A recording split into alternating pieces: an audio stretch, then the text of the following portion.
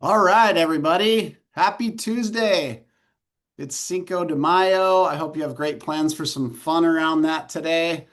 I'm excited for some tacos later today myself. I'm going to pull up a few of my notes here and we're going to jump right in. I'm sure we'll have a few people joining us as we get started. But I just want to say welcome. I am so glad to have you today. I know how valuable your time is, and so I can assure you I'm going to give it everything I got to bring you maximum value because time is limited and it's precious. One of the reasons I get so excited about doing things like this webinar for business owners and entrepreneurs and leaders is I admire you. I'm one of you, and I admire you. Business, ownership, entrepreneurship is hard and it can feel lonely sometimes. We can have some of the highest of highs and the lowest of lows and pretty much everything in between. And I've experienced that myself. I'm sure you have as well. We're likely to experience some of that again. So I admire your courage simply for being in the arena, in the game, and I'm glad you're here today. We're going to talk about why your business feels harder at $1 million. And by the way, $1 million is a placeholder. We could have called it $500,000 or $5 million or $250,000, whether that's revenue or profit. There is good news and there's bad news around why it can be really hard sometimes, or we can feel stuck. And frankly, being stuck sucks. My mother hates that word, so apologies, but it does. And there's good news and there's bad news. The good news is that we can get unstuck.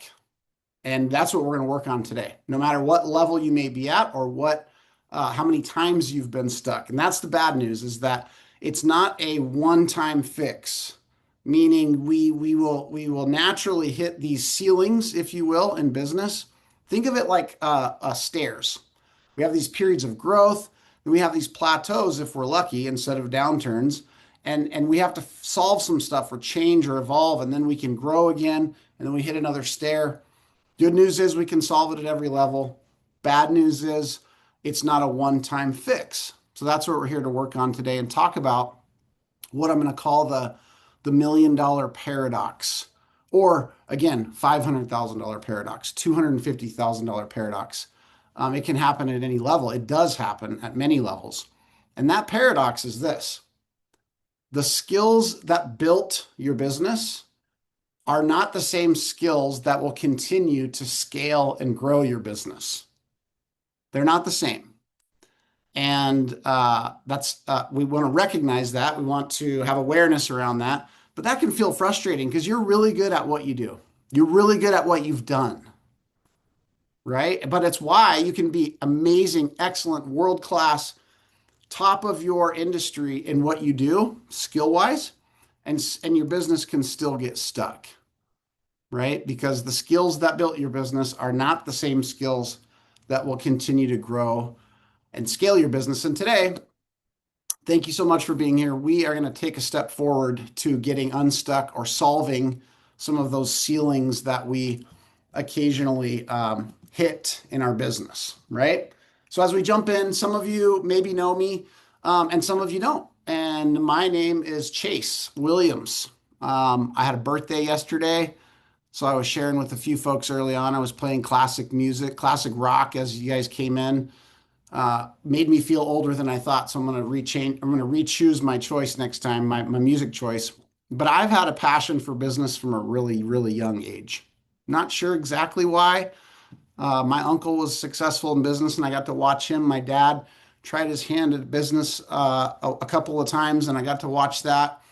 But it kind of put me on that pathway at a really young age. And I've done a few things in business. In addition to being an executive coach and an investor, I've built a number of businesses, some from the ground up, founded them, some I took over that were failing, turned those around, and have operated at a high level, and some others as well that I didn't even own. And I've continued to do that. And I share that because I've come out with a lot of bumps and bruises, which I'll share with you, so maybe you can avoid some of them. I've come out with some things that worked well, which I'll also share with you. So should you choose, you can use those as maybe examples or models to grow your business as well. But one commonality I found in all of those is that everything I've done in business, failures, successes, everything in between, anytime that I had any level of success, it required me overcoming myself, right? And dealing with some evolution with me as the leader or the owner or the entrepreneur. And it turns out I've led a lot of people over the years. I'm the hardest one to lead. It turns out. It turns out that growth, although we all get excited about that word, is hard. And I've had to deal with things in my own life, right, in this business journey, like ego, like having control issues, like the fear of looking bad or getting it wrong, low areas of competency, right? Like I'm really, really good at a few things, but I'm really, really not so good, turns out, at more things than I'm good at. And I've had to wrestle with some of that. Does any of that sound familiar? Is it just me? Is it just me that I've had to wrestle with those things over the years? My hallucination is it's not just me. But here's the good news before we jump in. It's worth it. Wrestling with those things is 100% worth it, even if it's not easy. And there's a few reasons for that, I believe. One is when we get better, we're better for others. We're better for those that we serve, right? There's a guy who does a podcast I really love. If you're in business and you haven't listened to Craig Groeschel's podcast, it's super, super good. And Craig always has this line he uses, which I love. And he says, everyone wins when the leader gets better.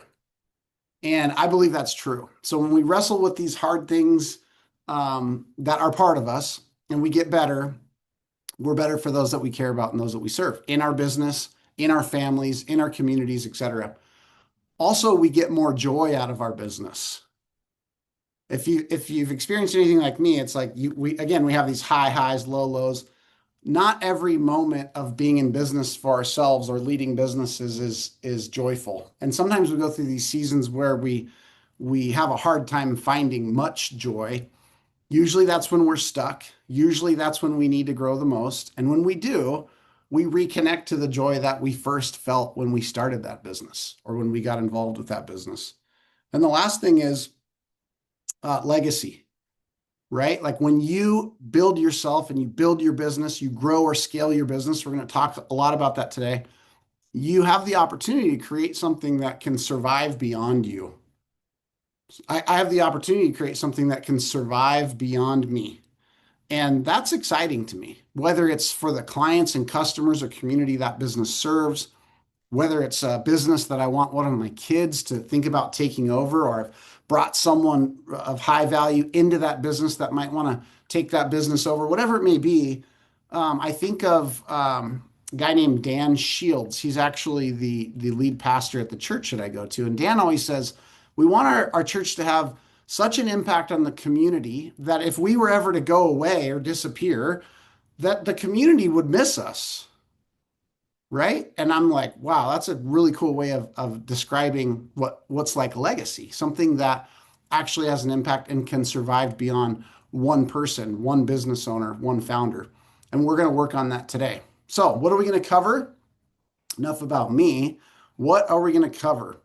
Today, we're going to talk about, and here's what you should walk away with. We're going to talk about identifying the bottleneck in your business. And spoiler alert, there's a good chance it's you. At Sherpa Consulting Group, we don't always ease into the water. Sometimes we dive right into the deep end. And you can see with number one that there's a really good chance that in part, you're a big part of the bottleneck of your business, right? And in order for us to change any of that or evolve through that, first we have to own it, right? We have to have some ownership in that. I love a quote by John Maxwell, and it comes from one of the leadership laws that he teaches in his book. It's called the 21 Irrefutable Laws of Leadership. If you notice today, I'll probably give you 3 or 4 book recommendations. Write those down.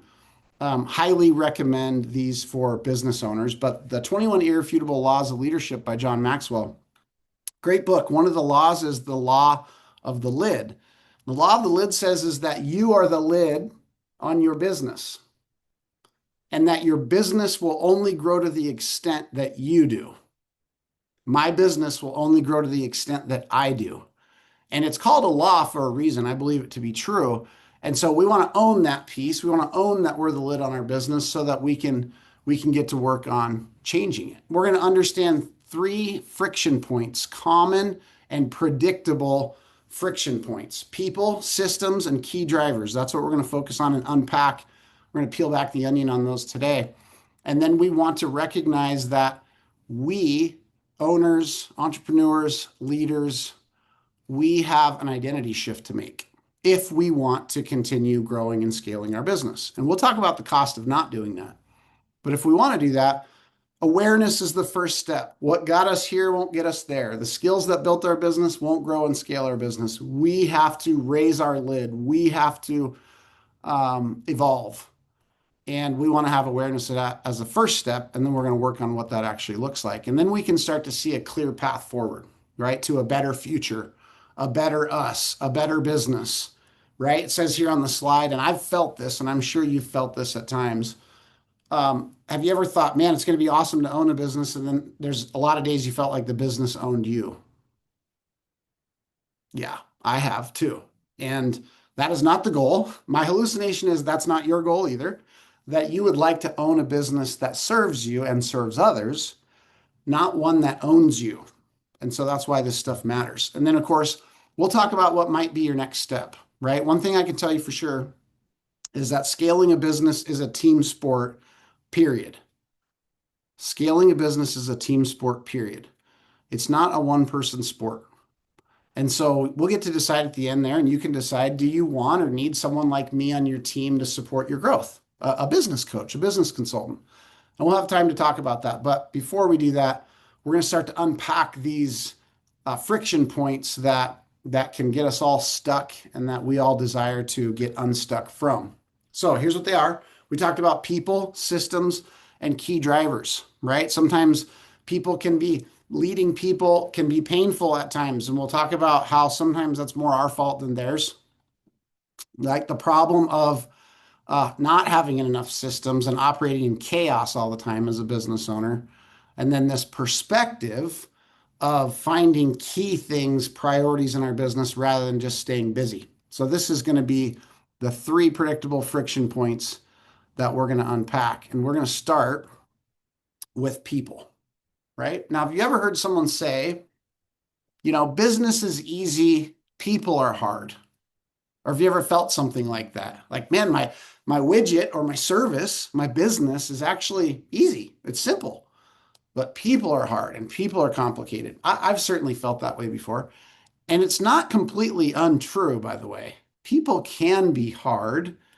I already said I'm the hardest person I've ever led, but there's been others. And so they can be, but let's first remember before we talk about people challenges or our DNA on people challenges, let's first remember that they're the purpose as well, right? They're also the key to scale. They're the key to growth, and the key to scaling your business is people, right? We just said scaling is not an individual sport, it's a team sport, which means we need people. And we want to be a good steward of the people in our businesses that we lead and that we support in some way. And so we want to approach this challenge, this people challenge, which is real, from that perspective, because ultimately most of the people challenges we end up dealing with are usually us challenges. They're you challenges and they're me challenges.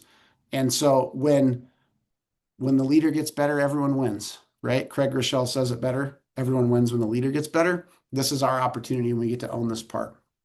So let's unpack this a little bit. And it looks a little bit like this. We're going to spend a few minutes on this slide. We're going to unpack each one of these. But the first thing that's actually happening when we think we're having people problems, one of them can be that we're actually over functioning as the leader.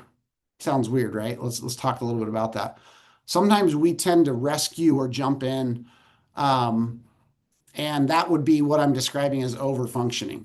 When there's people in our world on our team, and we jump in or we do part of their work for them or we rescue them, we usually do it because it's faster, or at least we think it is, because we know how to do it faster and it's just quicker that way.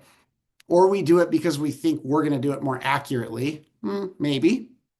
maybe, or we mask rescuing our people as just helping them, like taking work off their plate and easing their burden, right? We mask it with that heart, but it creates the same challenge when it comes to friction in our business. And that is this. And I want you to write this down. If you're taking notes, write this down. I'm going to send you these slides. If you'd like, at the end of the presentation, you can ask for the slides. But I hope you would take notes. And this is one I want you to write down. Overfunctioning leaders create underfunctioning teams. Overfunctioning leaders create underfunctioning teams. And you can't scale and grow your business substantially with an underfunctioning team. Let me give you an example. Let's say I wanted to teach my kid how to ride a bike for the first time. I did this actually with two kids. They're teenagers now, and good news, they know how to ride bikes, although they don't seem to do it very often. But let's say I was going to teach my kid how to ride a bike. And after about 3 or 4 seconds, I realized like they're just not going to get it. Like, get off the bike and let me get on and ride the bike and show you. Except for I'm not just going to show you, I'm just going to ride the bike forever and do it for you. I'm going to rescue you, right? I don't want you to skin up your knee. I don't want you to fall. I don't want you to have to go through the anguish of not being good at something for a minute. I'm going to ride the bike forever, right? Sounds stupid, sounds funny, but that's how we operate in business sometimes. We say, hey, let me just do it for you. I'll do it. It'll be faster, right? Like, I see you're struggling with that. Let me help you. These are things we do as leaders when we overfunction. And ultimately, it can lead us to creating underfunctioning teams, even with the best of intentions. And we can't scale underfunctioning teams. So we have to watch for that in ourselves. The other challenge is sometimes we end up rewarding our highest performers with more work. We're like, oh my gosh, this gal is amazing, can get anything done. I trust that they can get it done. So instead of distributing this work appropriately, I'm going to give it to this person that I know can get it done, and I trust it'll be done. Right? You ever heard this? Like the challenge of being a top performer is you get rewarded with more work. Well, we want to be careful not to do that too much in our businesses because that can be the easy button for us. Here's the problem. It can mask other underlying issues. Might be a lack of system in your business that you need. We're going to talk about that. It could be that you should be giving it to, employee X, but you're giving it to high performer Y because employee X is an underperformer and you're not dealing with it. Or they don't have clarity, or they don't have the skill yet. So sometimes when we overload our best performers, we create burnout for them. They don't always want to be rewarded by being a high performer with more work, right? And so we want to make sure we're not missing an underlying issue by doing that for our top people. So here's an action item on this first one.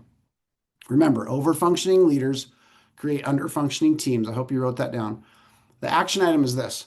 Identify one task that you normally rescue someone with, or you normally rescue in your business, or you have rescued in the past. Identify something that you've rescued, and then simply don't do that. Sounds easy, right? Of course it's not, but be aware and then don't rescue. Let your team, let that individual, let that person in the role that you've brought into your world to handle that, handle it. Let them skin up their knee learning how to ride the bike if they need to. It's actually okay, right? Okay, let's jump to number 2 here, and that is hiring too fast or too slow or too late, right? And the reality of this one is if you're not clear on who you're hiring, then no matter who you hire is likely to be the wrong fit, right? So we're going to talk about that in a minute. But sometimes we hire too quickly. And again, this is us saying, are these people problems? Like this person's not really doing a great job in the role. It's probably because you hired the wrong person, and it might be because you hired them too quickly. Usually we do this because we're in pain. Like we're overwhelmed. It's like, oh my gosh, I gotta have some help. I can't work this many hours anymore, right? Like things are falling through the cracks. So I see someone over here that has a good, strong heartbeat, and I'm like, oh my gosh, it's the perfect person for this help that I need. And because they have a strong heartbeat, I hire them too quickly, and they're not the right fit. Anybody ever done that besides me? Yeah, more than once. We don't want to do that. Sometimes we hire too fast because we're overconfident, or we just move fast, right? We're moving a little too quickly. That can be a good thing. It can also be a double-edged sword. We're overconfident in our ability to hire. We're overconfident in that, hey, anyone with a heartbeat can do this job. We get overconfident, we hire too fast, and we end up with the wrong fit. The challenge with that is a lot of us who've done this too quickly are also then really slow to solve that problem, right? We think of like hiring slow, fire fast. You've heard that. Okay, maybe it's a little aggressive, but the concept is good, right? Hire slow, fire fast. But then we hire fast and we fire slow. A lot of us because we love people and we want to fix and we don't want to admit our mistake. All the things, right? So we want to be careful not to go too fast. We also want to be careful not to go too late. This is like threading the needle, right? So it's hard. If we go too late, like we hire too late, then we're actually the bottleneck of our growth. We're still doing the job, or someone else who doesn't have the bandwidth to do it well or isn't the right fit is doing that job. And so we've now become the bottleneck by waiting too long, right? And we could dive into that for another hour of how we can prevent that. But we don't want to be late if we want to continue to grow and scale and have the right people in our world. The other challenge that exists here oftentimes is who do we actually hire next? Who's the next right hire? And sometimes we don't have clarity on that. I was talking to a prospective client the other day, and I've had this conversation with many of my clients over the years about like, do I hire this role next or that role next? Right? You guys have had to decide that at times. I have as well. Oftentimes it ends up being something like another salesperson or an administrative role, either or. Which one's the right one? And I was having this conversation, and it was like, I think we need to hire another salesperson. It's going to cost us $100,000 a year to hire this person. I said, okay, well, how many more sales are you looking to achieve? Well, just a few more, not very many percentage wise. Okay. How much administrative tasks is your current team handling each person? Well, turns out about 30 to 40% of people who are not administrative people are doing 30 to 40% of their time as administrative work. Well, do you have any administrative focused people on your team? No. Okay. Well, you can either hire a $100,000 salesperson when sales isn't really your issue, or you can hire a $60,000 administrative person that gets everyone 30 to 40% of their time back, probably does all those administrative tasks better because that's their behavioral style and that's what they're trained to do, and make more money, right? Because those other salespeople getting 30, 40% of their time back are going to be able to close the gap on your sales goals rather than another sales hire, right? So we want to know who's next. And if we're not sure, we can ask for help. People have gone before us, right? And so please do that. So here's an action item on this second one. And that is before you make your next hire, define success in that role. Not just the responsibilities, not just the tasks that they will be performing, but clear outcomes that would have someone in that role being successful. Define those before you hire, right? So that you have a better chance of making the right hire at the right time and scaling your business. Okay, this third one, ooh, big one. Lack of clarity, not capability. Oftentimes we think of people problems. We think we're dealing with low performance or performance issues. And many, many, many times it's actually lack of clarity. Here's the bad news, folks. I hate to deliver it. No one can read your mind. I know. Sucks, right? Life would be so much easier and faster and better if people could just read my mind, know exactly what I'm expecting, what I want, when I want it, how I want it done, and then do that, right? Wouldn't that be nice? Well, it's not real. We know that. And so you have to communicate your expectations clearly. And oftentimes we've not done that, or we've not done that enough. We said it one time and we think everyone should know it forever. Well, I've been married for 20 years to Casey almost. I didn't tell her I loved her one time on our wedding day, and I'll let her know if anything changes. I got to tell her a lot and over, and we have to do that too as leaders. Sometimes we're not actually sure ourselves, if we're being honest. We're not sure exactly what we want, how we want it, when we want it. And therefore we haven't communicated it well, if at all. And so if you're lacking clarity for yourself, that's going to precede creating clarity for someone else. You got to take the time to do that. and you might need to ask for help. Might need to ask a trusted person in your business, a peer in the same business that you network with, a coach or a consultant that can help you sort this out. But you have to provide people clarity. If you think you're dealing with performance issues, you might be dealing with clarity issues. And you owe it to those people to clarify for them so that they have the best chance of success. You owe it to yourself, you owe it to your business. People tend to grow into the conversations we have around them. So when we give them clarity, the chances for their success go up dramatically. And if we've given them great clarity and they're still not able to perform at the level required, now we have clarity on making a different decision about that role for them. Does that make sense? Otherwise, we have this subjective nature of like, I don't think they're doing a good job, but I'm not sure why, and I don't know how to solve it. Well, start with clarity. Okay. All right. So there's another couple common gaps in this idea of people friction or people challenges in our businesses. And that is, sorry, I need to get you to the next slide. There it is. Accountability and retention, right? These are challenges that sometimes we face as well. And we're going to talk about both of these. But here's the reality. Another common challenge with accountability is if we don't have clarity or we haven't communicated clarity, just like we talked about, then accountability without clarity feels like micromanagement. Write that one down too. Accountability without clarity feels like micromanagement. Now, raise your hand if you love being micromanaged. Keep your hand up if you think other people love being micromanaged. Yeah, me neither.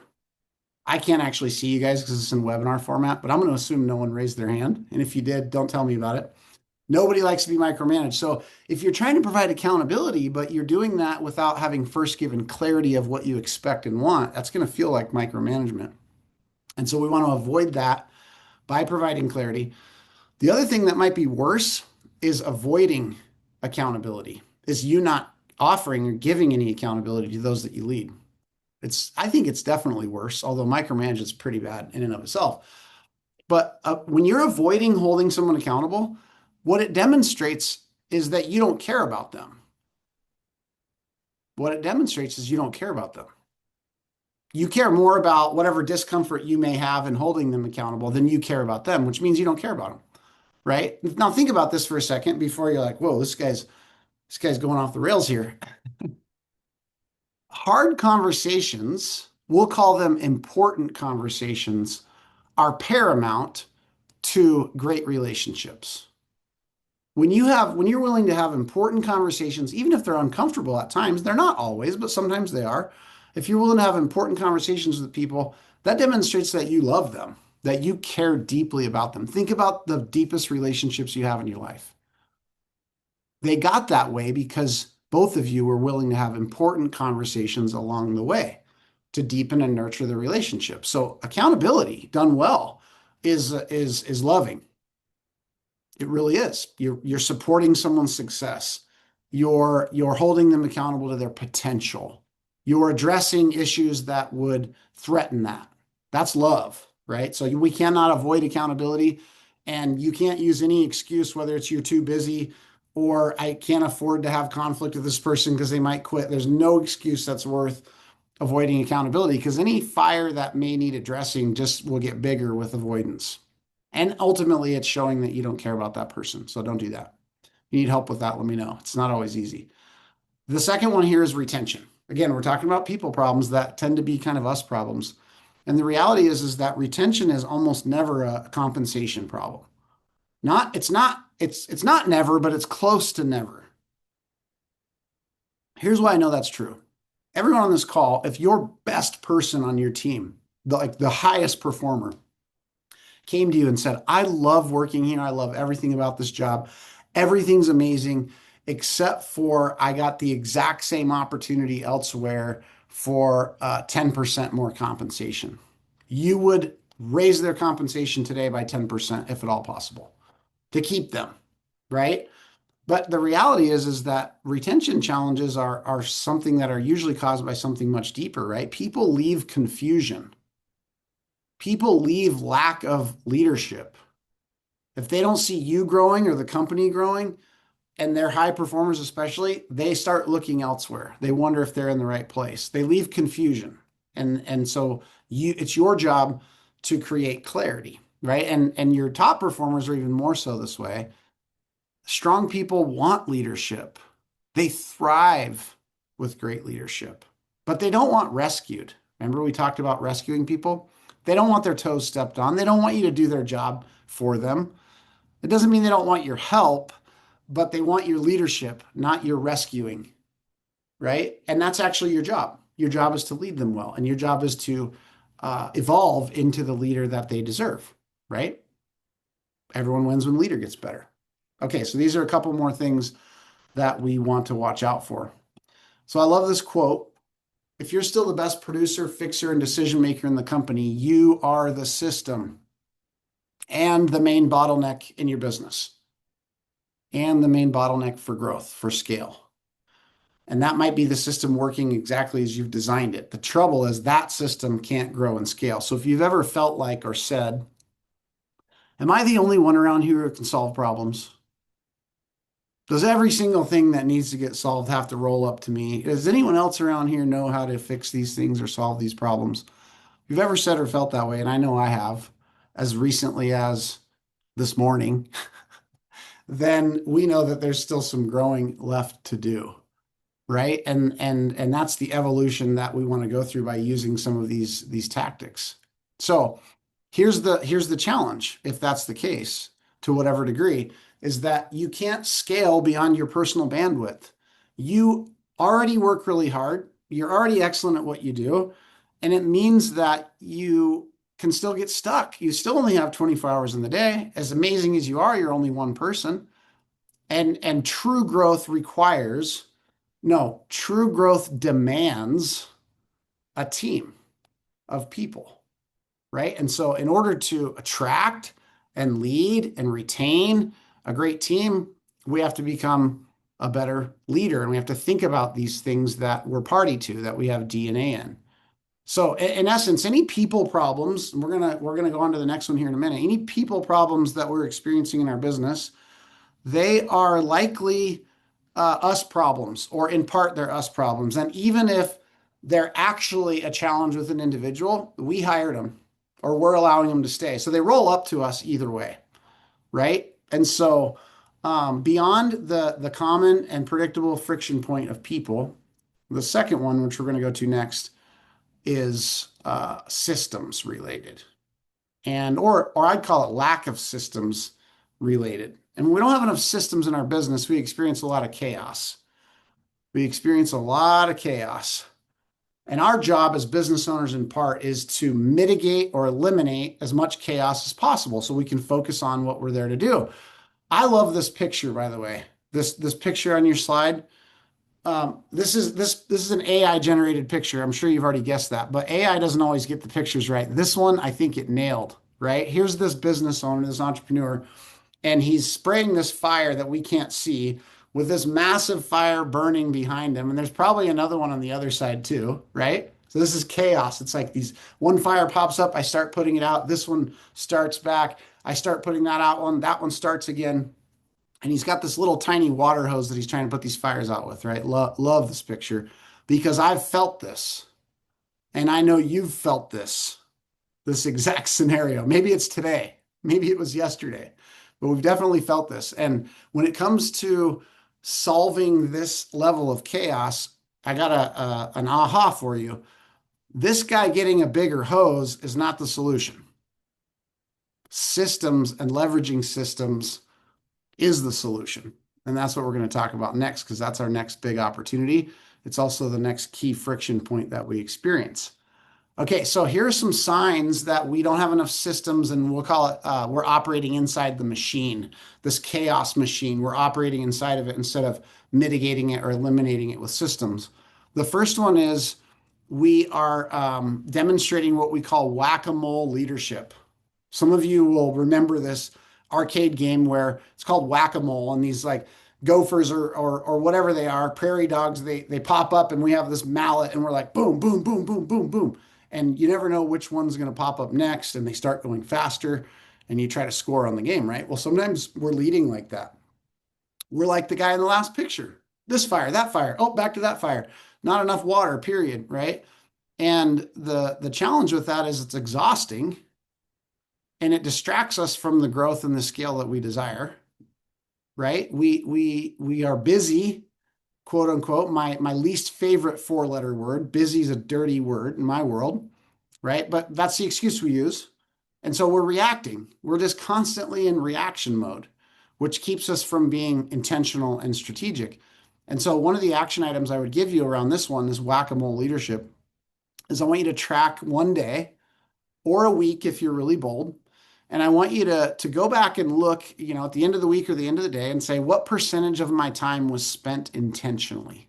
Meaning, if I took a screenshot of my calendar before the day happened and I evaluate at the end, how well did I follow my calendar? How many things did I do today that were intentionally planned? Versus what percentage of my time was spent in reaction mode? I took that off my calendar because I was going to do it, but then this fire started. This mole popped up that I had to whack, and start to get an idea of how much you're operating in intentional mode versus reactive mode, because it'll be a sign that you're operating inside of chaos and need some more systems. The second one, tribal knowledge, I used to call it institutional knowledge, is when really important information lives in someone's head, probably yours, or probably a few people that have been there for a really long time. They have this institutional knowledge because of their time and experience.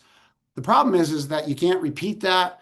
You can't scale that. It's hard to transfer it to other people, especially in a short period of time. And so we need to create systems with that knowledge. Let me give you an example. It was about a week ago, maybe two. One of the folks in one of the businesses that I help operate came and said, "Hey, had a question about whether the company would be willing to sponsor this event that they wanted to participate in the community." And we'll call this event socially energized for the sake of this webinar. One of those events, right? And I said, "Hey, thanks for asking. Great question."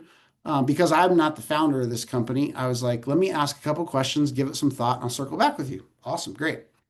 Did that, gave it some thought, asked the executive leadership team in our next meeting about it. Turns out there was some really clear beliefs and really clear processes for this type of ask and this type of situation, which was awesome. Problem was, it lived in two or three people's heads. And so I didn't know about it as a leader in the company. This person didn't know about it, nor could they have. And so it just took longer than it should have. But here's what we did, and here's what I would encourage you to do. We said, hey, this is a problem from a system standpoint because nobody knows this except for you two. So we took that belief, we took it out of their brains, and we created a brand standards policy, or at least the first draft of a brand standards policy. Someone else is going to ask about sponsoring an event that may or may not be socially energized, and we want to know how to respond. The company needs a repeatable system in order to handle something like that. Just one small example. Go from tribal knowledge to system, right? Okay, this third one is this addiction to firefighting.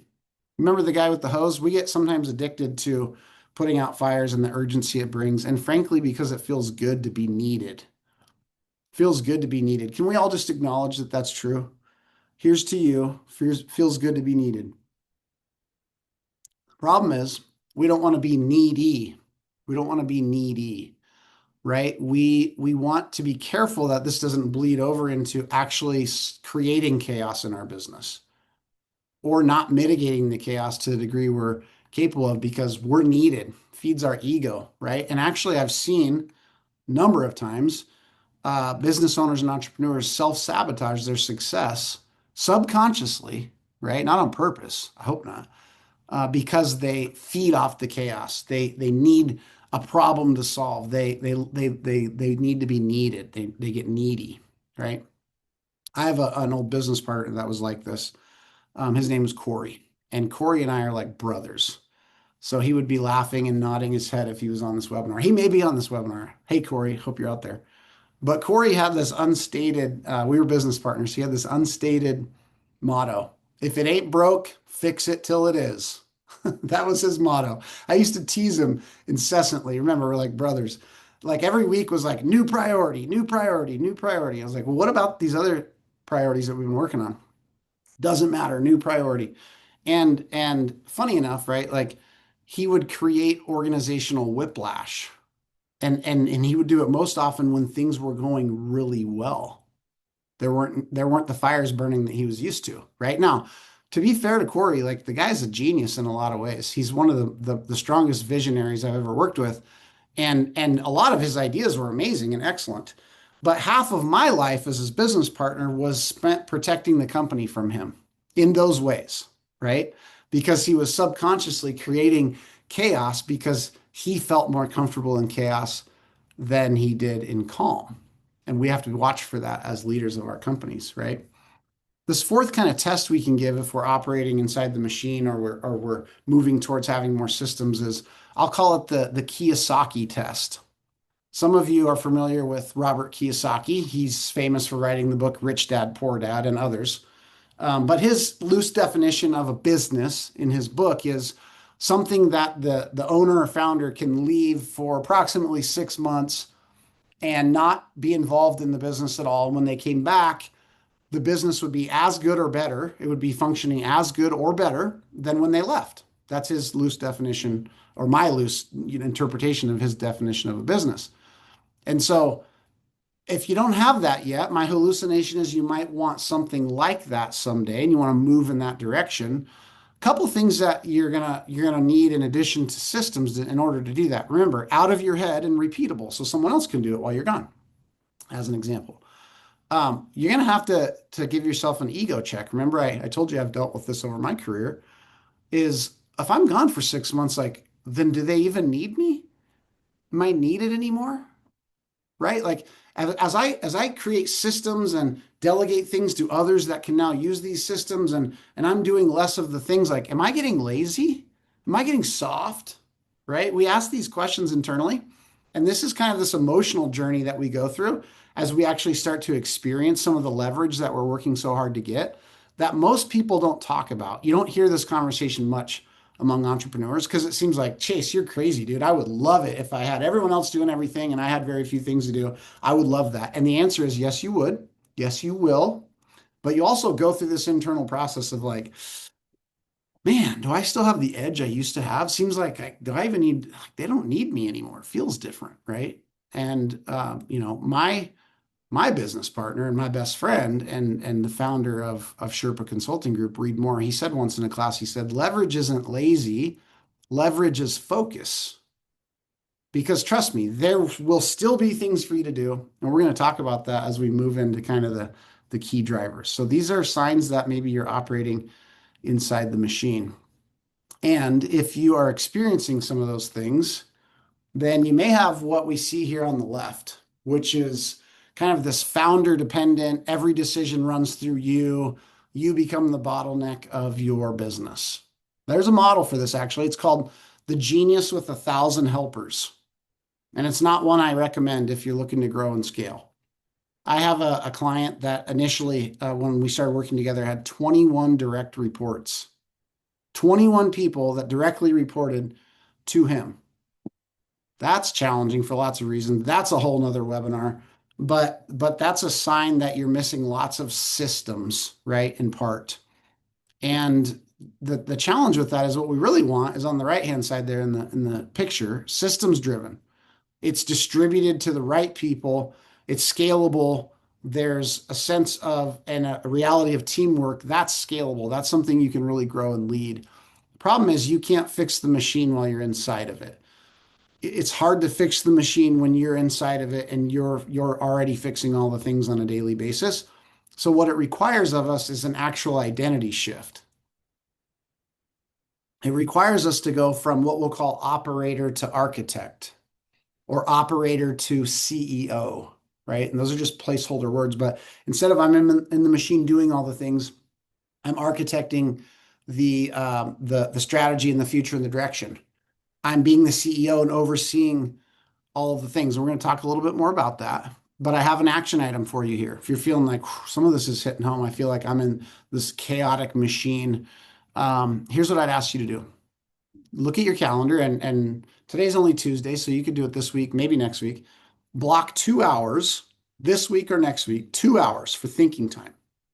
And during those 2 hours, don't do anything operationally, don't perform any tasks, eliminate all distractions, don't look at your email, put on your do not disturb, don't take any calls, 2 hours, and just think about your business in the future, the strategic direction that you want to go.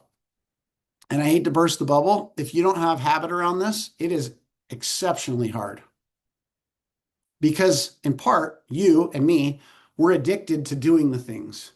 2 hours to think feels like an improper use of time, feels like us being lazy, feels unproductive, right? And if you do this, if you take on this challenge, you'll see what I'm experiencing, or you've done it and you know what I'm talking about. 2 hours of thinking time to think strategically about the business. If you're the owner, founder, or leader, or entrepreneur, that actually is your job. That's a big part of your job.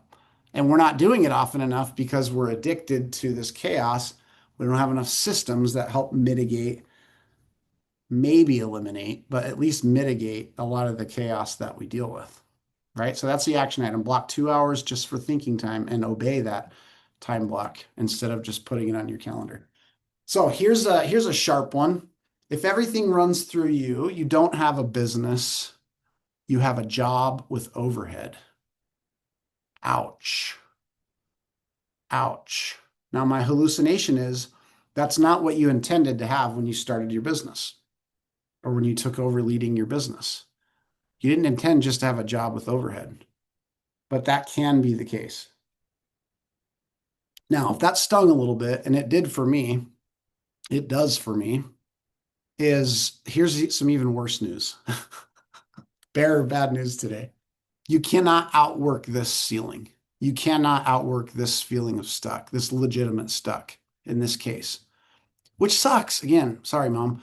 It sucks because you're a hard worker. You're one of the best hard workers that exist. You wouldn't be on this call if you weren't. Hard work is table stakes for the position you've gotten yourself into, but you can't outwork this one. It's why an actual identity change, a transformation change is required because effort alone just won't do it. Trust me on that one. And you can almost kill yourself trying, but it won't work any better. Okay. So let's go on to the third one. The third predictable friction point in business at different levels. Could be $1 million, could be somewhere above or below that, but it's predictable. And that is this focus on key drivers, or what I'll call lack of focus on key drivers. And before we go, I see there's some stuff in the chat. If we have time at the end, we're going to get to that. My right-hand man, Nathan, is on it, I'm sure. I can't look at the chat and do all these things at once. It turns out, like I said, I'm not very good at a few things, but I'm good at some others. So thank you for that. Keep putting those in there. But lack of focus on key drivers is a major issue for growth and scale for incredibly talented people like you. One of our biggest issues. And there's one of the biggest myths in business and in life is that everything matters equally. It doesn't. That's a myth. But sometimes we operate like everything matters equally. This concept is unpacked in another great book I recommend, business book. It's called The One Thing. The One Thing. And one is spelled out O-N-E. Sorry, easy for me to spell. The One Thing. It's written by Gary Keller. It's a great business book. If you haven't read it, highly recommend. If you have read it, highly recommend you read it again. But it unpacks this myth that everything matters equally, and he does it brilliantly. And so I'm going to give you a couple of examples and what it looks like to actually focus on key drivers to grow and scale your business. But before we do that, this works in life too, just to kind of put a pin on this point before we unpack it. I learned this in my marriage. So July 1st will mark 20 years of marriage to my wonderful, beautiful wife, Casey, who's just amazing. And I'm a bit of a slow learner, but over 20 years, I've learned that Casey's love language is quality time, right? And so, of all the things that I can do to show Casey how much I love her, I could tell her I love her 5 times a day. I could give her a kiss when we wake up in the morning and before we go to bed at night. I could write her a handwritten note or send her a text. I could use lots of words of affirmation. I could buy her gifts, flowers, or something else. She's not really a flower person. I could do all those things. I could come home and cook dinner or help get the kids off to school in the morning. I could do all those things, but if we miss date night, quality time, just didn't nail it that week. I could do all those things combined, and if I don't prioritize date night, it just doesn't go as well as it could. Now, I could prioritize date night, have amazing quality connection with Casey on Wednesday nights. That's when we do our date night, and not do any of those other things. None of them. Crush date night. Life is beautiful. Marriage is beautiful. That happens to be a key driver in our relationship. Quality time for Casey. We call it date night. And we've protected date night militantly over the years. Now, we've not gotten it perfect. We had little kids at once too. We had to move it to a different night for soccer practice or whatever it was. Couldn't find a babysitter, all the things. But we were going to give maximum effort in our marriage to protecting that. Thank you, mom and dad, for a great example around that. But it made all the difference because it's a key driver. So this stuff works in life as in business. So let's unpack a couple more examples, right? So what I want to talk about here is this idea of strategic altitude. And stick with me for a second. Strategic altitude means we need to get to a strategic spot or altitude in order to see our business differently, in order to develop and grow it differently. So think 30,000 feet instead of down in the weeds, right? Now, a few weeks back, I went on an awesome excursion with some colleagues of mine up in Alaska. So some of our offices exist up in Alaska. We were up there for some leadership training, but we went out for a day of adventure, and we were going to take these UTVs, right? Like four-wheelers and side-by-sides. We were going to drive them 20 miles up to this glacier, and it was going to be epic. The day was epic. The weather was epic. There's still snow on the ground, but it's starting to melt off. And we had to like cross snow, sand, gravel. We had to cross a river a couple of times in order to make it this 20 miles to get up to this glacier. And after a few miles, we got stuck. Now, not stuck like we couldn't move, and we weren't lost. We knew exactly where we were, but we were stuck because we were down on ground level and we couldn't find a safe spot to cross the river. Now, some of the ice was melting. It was a bit dangerous. There's lots of spots we could definitely not cross in, but there's a few we could, or at least we thought, and we couldn't find them. We're down on ground level. There's brush and trees and all sorts of stuff, and so we were kind of stuck. Luckily for us, one of our buddies, Joseph, had flown his bush plane in that day and landed on the sandbar right next to where we were all parked. Say, hey, what seems to be the problem, fellas? And we said, well, we can't find a safe place to cross the river, so I think we're going to have to just hang out here for a few hours, have fun, or turn back. And he's like, no, no, no. Blake, come with me. We'll fly up. We'll take off again. We'll fly up and down the river a couple times, and at least let's see if there's a safe place to cross. So they did. They went up a couple times, landed back on the sandbar. Blake jumps out. He's like, all right, everybody, follow me. We saw it from the air. We know exactly where we can cross and go the rest of the way to the glacier. And that's exactly what we did. We couldn't see it because we were down in the weeds. Joseph and Blake could see it from the plane because they were at 30,000 feet. Fun analogy, but very accurate analogy for our businesses, right? And so when we don't get this right, here's what we tend to do. We confuse activity with progress because we're down in the weeds. We're doing lots of things. We're working really hard. They seem to be going well, and yet we're not having the growth that we desire, right? So we're confusing activity with actual progress, and we chase too many priorities. Top priority, top priority, top priority. Remember Corey? No, it's not. When everything's a priority, nothing's a priority, and we can't move the needle. This is what happens when we're down in the weeds and we don't have strategic altitude. And then we hit these predictable revenue plateaus or profit plateaus. And by the way, they're predictable because they're not market driven, usually. They're not a problem with your product or service. They're not a problem with whatever's happening in the market. They're a ceiling that you're hitting as a leader, right? Which is what we're talking about today because we're down in the weeds. We're in the machine. We're operating in chaos. We don't have the strategic altitude we need, right? When we do this well, here's what we do. This is the pattern. This is the model I want to encourage you to follow. You identify key drivers in your business, 3 to 5 metrics. And I would argue oftentimes it's less than that. It's 1 or 2, but definitely no more than 5 key metrics, key measures, key levers that you can pull that actually move your business forward. You identify those, and then you protect those with your life. I know, so dramatic, but you protect those ruthlessly. with your time, your energy, and all the things that go with it. And in order to do that, you've got to be able to delegate everything else that's not a priority, that is um, not a key driver, because there's those things are still important to your business. They're just not as important, right? Execution of the vision is important. It's just not the job of the visionary. It's the team's job. Execution is the team's job. Leader's job, focus on key drivers, right? So I'm going to give you a quick example of how I experienced this in my journey. So let's see, about 12 years ago, I took over as the CEO of a local company. It was a real estate brokerage. And this company was failing at the time. It was losing money, it was going backwards. And frankly, it was at risk of not being renewed by the franchisor. So this is a franchise company, and it had been there for 14 years. And they were literally maybe not going to renew the franchise because it was doing so poorly. And so they brought me in to become the CEO and turn it around, right? And I knew the state of affairs.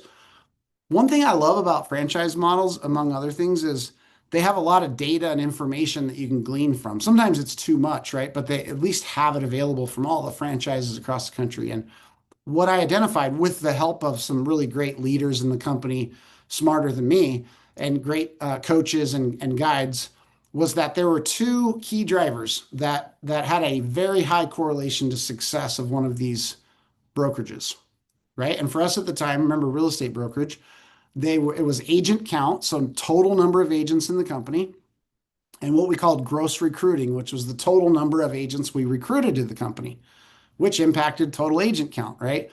And the correlation of these two drivers to a profitable and successful business was so high that almost all the other stuff didn't matter. Now, it didn't matter as much. It wasn't a key driver. And so I decided, again, with the guidance and help of other leaders and guides in the company, that I was going to ruthlessly protect doing those two things at an exceptional level, growing our agent count through gross recruiting. And I did that. And the way that I was able to do that has actually made a key change on my team. So I replaced and hired kind of an operator or operations person, like an office manager, if you will, call it whatever you want. Her name was Julie, and she was amazing. And I remember saying to Julie very clearly, I was like, you run the business. I grow the business with these two key drivers. You run the business, you execute, I grow, right? And we're going to work on this together. And we did with a bunch of other people on our team. We grew this company from 130 agents to 350 in just several years. Top two offices in the Northwest region, again, from maybe not getting renewed by the franchisor. We went to $1 billion in total sales on an annual basis and made $1 million in total profit in a single year, right? Now, I don't want to take the credit for that. However, unknowingly at the time, I followed this model, identified key drivers, focused on them relentlessly, delegated everything else. If you know anything about running a real estate brokerage, operating it and managing real estate agents as independent contractors and all the things that come with it is a massive job in and of itself, which most people get distracted with. That was Julie's job. She did it very well. My job, your job, focus on key drivers that allow us to grow and scale. What happened? $1 billion in sales, $1 million in profit. It was awesome, right? So this is what I want you to remember. Identify key drivers, protect them, delegate the rest.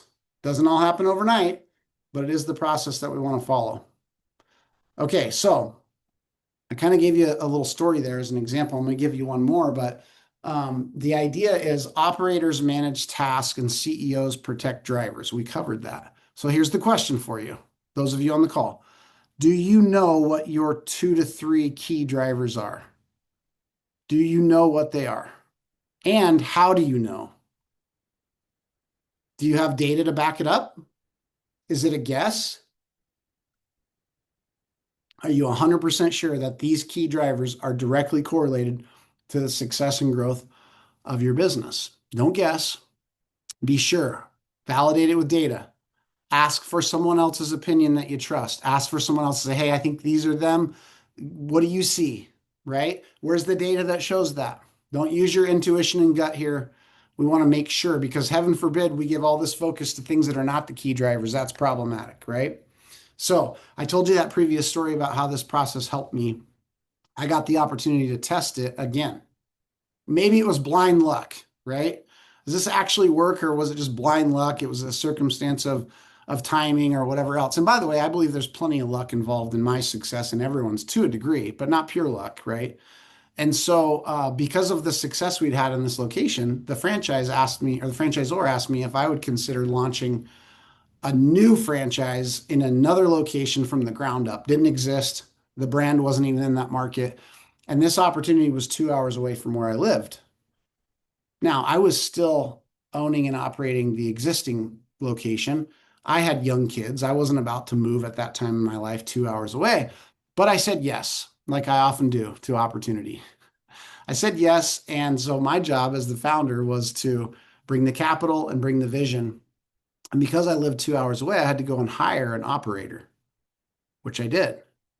And because I lived 2 hours away, I couldn't get stuck in the weeds. I just couldn't. I couldn't do all the things that I knew how to do, right? My plate was plenty full and I was 2 hours away. So I had this altitude, strategic altitude. And I was able to keep this person that I hired highly laser focused on the key drivers that I knew would work because I'd done it in my own business. This is the same business. And I couldn't get sucked down into the weeds. And by the way, there's plenty of weeds to get sucked down into. It was a challenge for her, just like it was for me. And it's hard. Even that conversation's hard. Well, you're 2 hours away and you don't know what we're experiencing. Yeah, I kind of do, but we got to stay focused on these things anyways because we know that they will bring us success, as hard as it may be. And we took that business from non-existent in the market to number one in the market in less than 5 years because of the same process. Identified the key drivers. We knew that they were the right ones. We focused on them relentlessly, even though it's hard, even though there's lots of other things to do, and delegated the rest, right?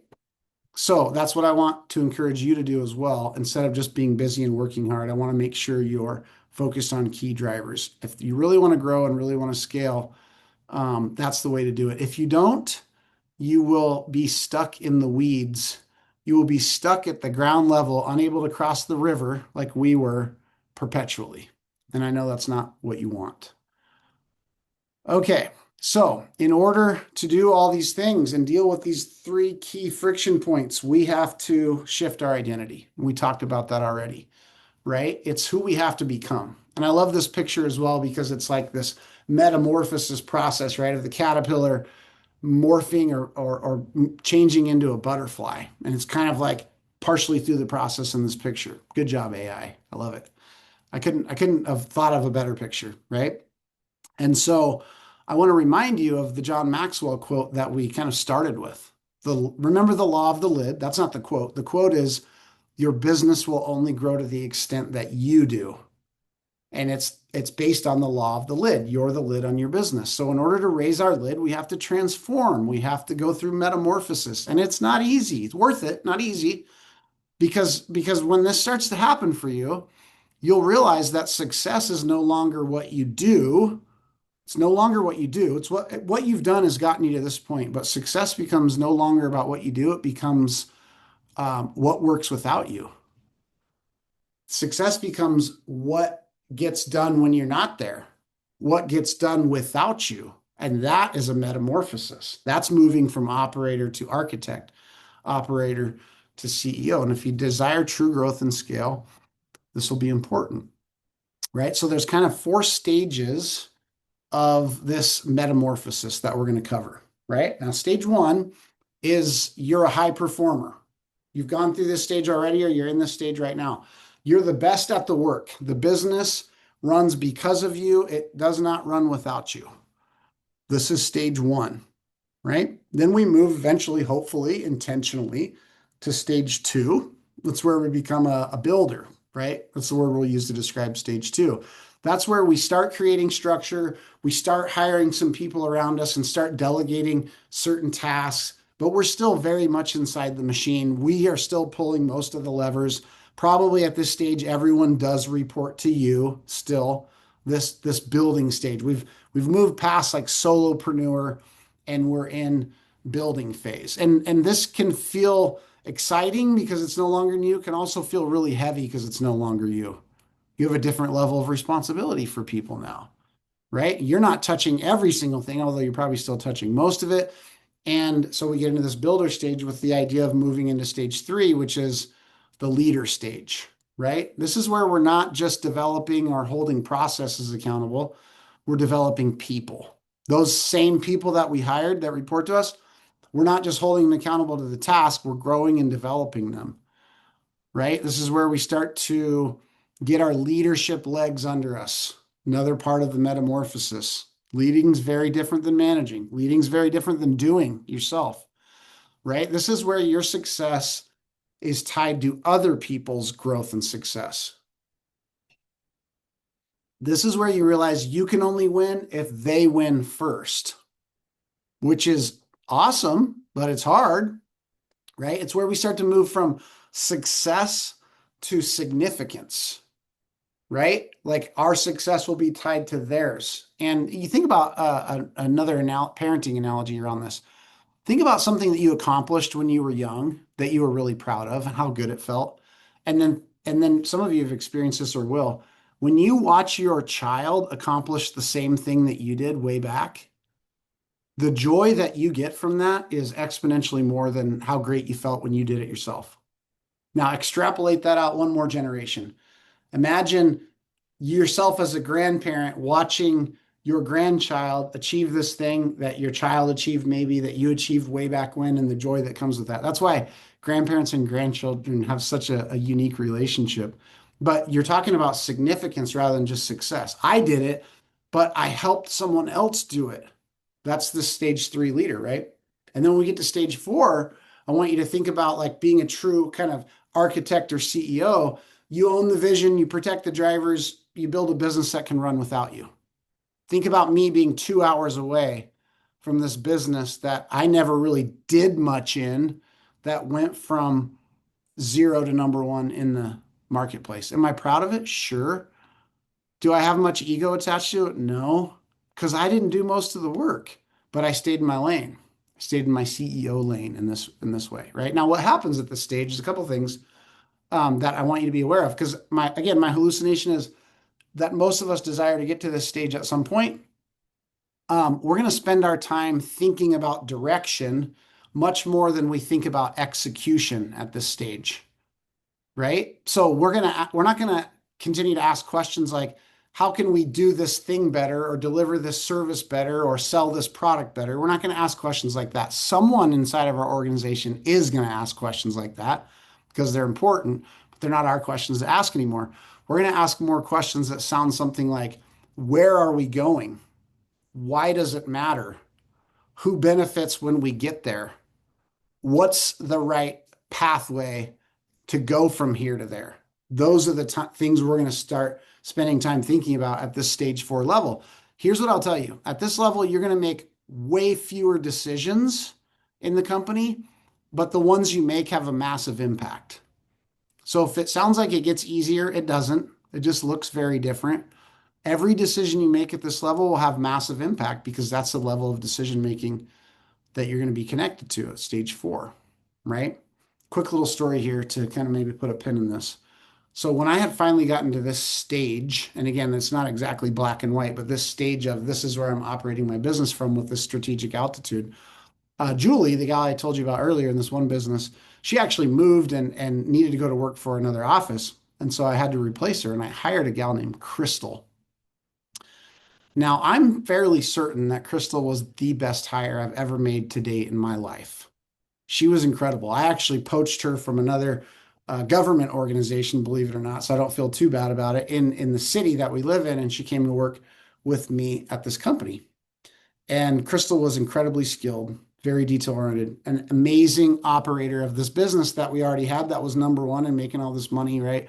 And we certainly had our ups and downs, but Crystal was amazing. And so as we were learning to work together, because even though she was incredible, we were just learning each other's style and all those things that come along with a new relationship. Um, She used to occasionally ask me questions about the operation side of the business. She was still learning our business as well. So she would say things like, "Hey, do you prefer this or that? Or do you think we should do that or this?" And I would respond with, it doesn't matter to me. That's what I used to say at first. I would say, it doesn't matter to me because number one, I was making sure she knew that's your decision to make. I trust you. And it's at a level of decision making that doesn't matter to me. Now, Crystal was very gracious with me in my communication, and she said, I think it does matter to you. She's like, I think what you mean is you're indifferent. And I said, yeah, that's exactly what I mean. Everything matters to me. This business matters to me, but I'm indifferent around that decision. I trust you to make it, right? And so then we would get a little chuckle out of it from there on out for a little while. She was still like, "Hey, what do you think about this? What's your preference here?" And I would say, "You know what? I'm indifferent. You decide." And so we get a little chuckle out of her kind of correcting my communication there. It did matter to me, but I was indifferent because I was operating at a different level. And she was operating at an incredible level at running the business, right? And so that's where we all want to get to a degree. Okay, now here's the cost of those are the three friction points: people, systems, key drivers. If we don't change these things, if we don't work on ourselves and raise our lid, this is the cost of staying where you are and not changing these things. These staying stuck, these ceilings that you can't break through, right? A team that can't grow without your constant input, right? Again, we strip down our ego. That's not really what we want. Decisions that pile up and wait for us. Nothing gets done, nothing gets solved without us, right? A business that owns you, not the other way around, and a slow erosion or a sucking of our joy of what got us started in the first place.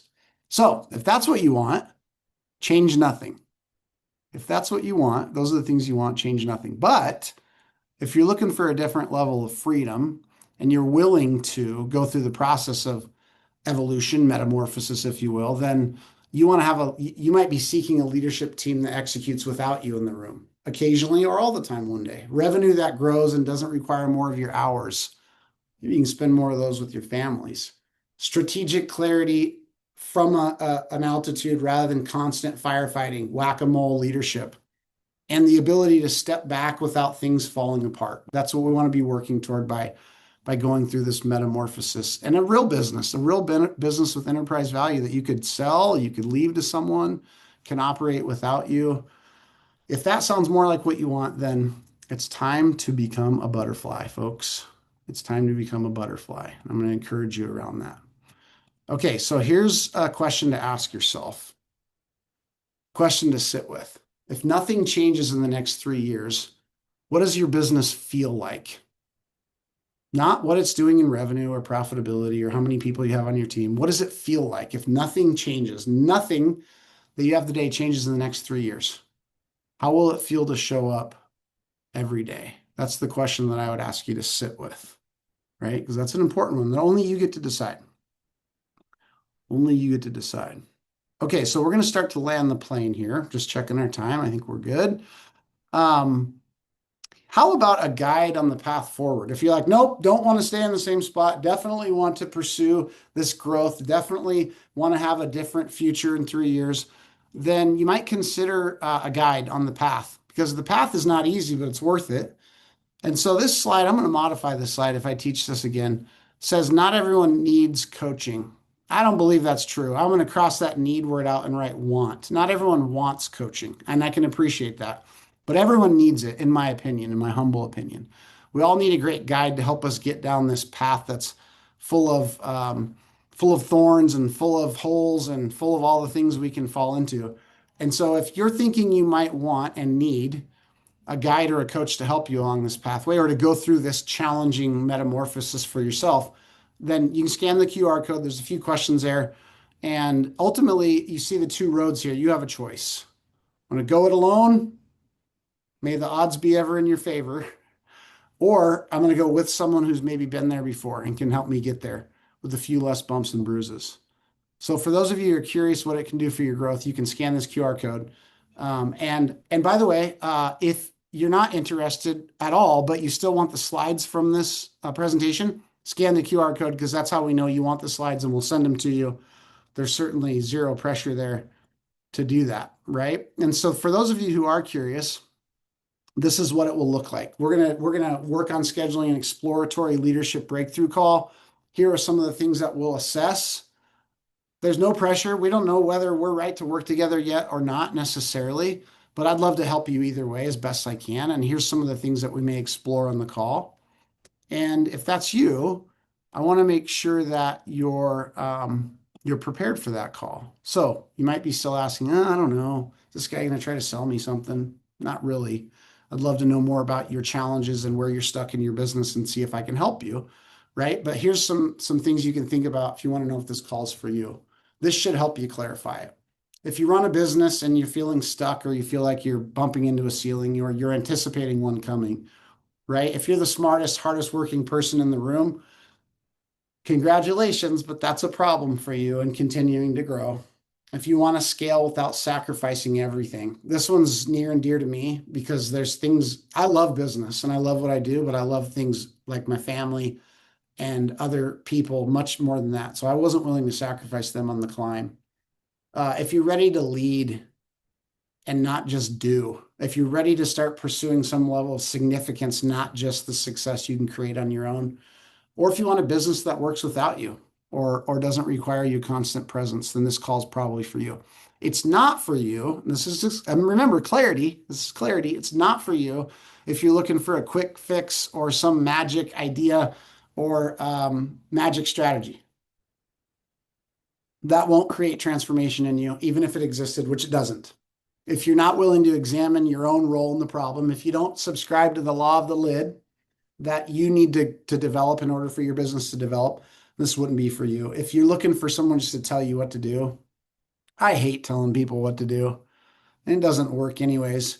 But I do love to help people think differently and challenge them, guide them, right? That's very different than like telling you what you should do. You don't need to be told what you do to do. You need to be guided into a butterfly, right?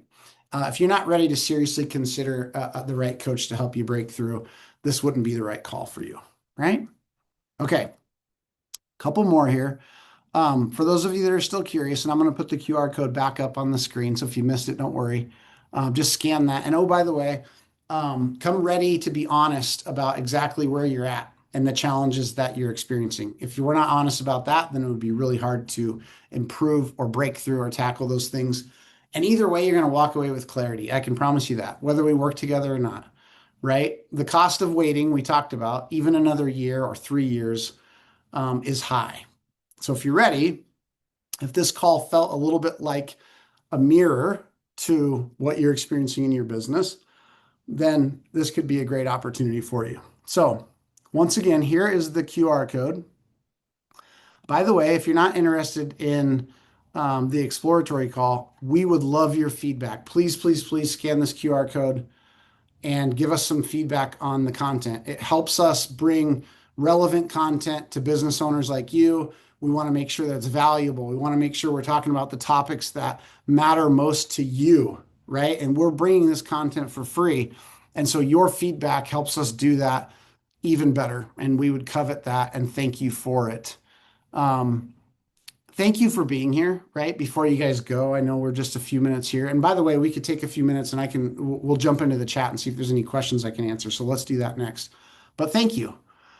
Again, I admire you. You have a lot of courage being a business owner, a leader, an entrepreneur, and that matters. And so may the odds be ever in your favor. I'm grateful for the opportunity to pour into you today. I hope it was valuable, and please give me feedback either way. And I look forward to connecting with those of you that are interested in additional conversation. So again, Chase Williams, Sherpa Consulting Group. I'm going to go to the chat here. I think I can do that, and my buddy Nathan will help me if for some reason I can't. Okay, good. I'm going to kind of just start back at the top here. Oh, thank you. Happy birthday yesterday. Appreciate that. One more trip around the sun. Stephanie, no, I wasn't talking to you. Wait, maybe I was, Stephanie. Great to see you. Thanks for being here. Um, what if you can't afford not to rescue? Jennifer, love that question. The question is, what can you afford? right? So the idea is like, if I don't rescue this person, they make a mistake, then my business will be closed tomorrow. Okay, well, then that's a different scenario. That would be what we call a root issue that actually does require us until it doesn't. Here's the challenge. There's a bigger risk, or I don't know if it's bigger, there's another risk on the other side. And that's that if we don't develop that person in order that they don't need rescue, we'll never be able to get leverage in that particular role. And so we have to play the odds a little bit, right? We can't let someone's mistake steer the company into the grave, but we can let someone's mistake consciously steer it off the tracks a little bit so that they can learn, so that we can correct. And it's up to us and knowing our business well, which ones are like, that mistake takes us into the grave. I have to have my hands on that, right? Remember, like fewer decisions, but massive impact versus I don't want them to make any mistakes, but that one we're actually going to survive and they're going to learn. And if I ever want to not have to do that myself, I have to be able to develop that person or find the right person. Hope that makes good sense. And we can connect more on that, Jennifer, because we're in the same town and we can do that easily. Okay, let's see. I'm just going to keep scrolling here. We're still 7 minutes ahead. Will the recording be available? I think so, yes. Nathan, let's make sure we send this out to those that scan the QR code along with the slides. And if there's a problem doing that, we'll figure it out. Sometimes I don't want to overpromise, but that should be no issue. And if something changes, we'll let you know for sure. Oh, you're already ahead of me, Nathan. We'll forward it out. Thank you. Any questions? Thank you. You're welcome. Thank you guys for being here. I don't see any more. Love and appreciate you. I'm pretty easy to find if you're looking to get a hold of me. I try to be, anyways. Hope to see you on future webinars. Check out our podcast. You can go to sherpaconsultinggroup.com for lots of resources, including our podcast, things like this and otherwise. And if you want to get in connection, we'll send you all the stuff. For those of you that are interested in connecting further, we'll do that for sure. Happy Cinco de Mayo. Have a wonderful, wonderful day. I appreciate all of you. Thank you so much for being here, and we'll see you soon.